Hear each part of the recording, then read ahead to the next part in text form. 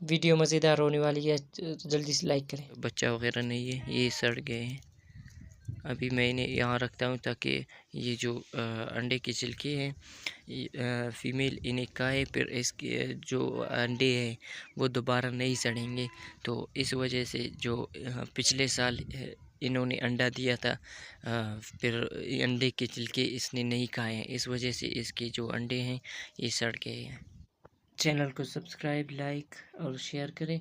तो ये जो परिंदे के अंडे थे, इसके घोंसले में थोड़ा सा छेद था, इस वजह से इनके अंडे सड़ गए हैं। क्योंकि रात के वक्त यहाँ हवा चलता है तो वो हवा ठंडा होता है, तो ठंड लगा है इनके अंडों में।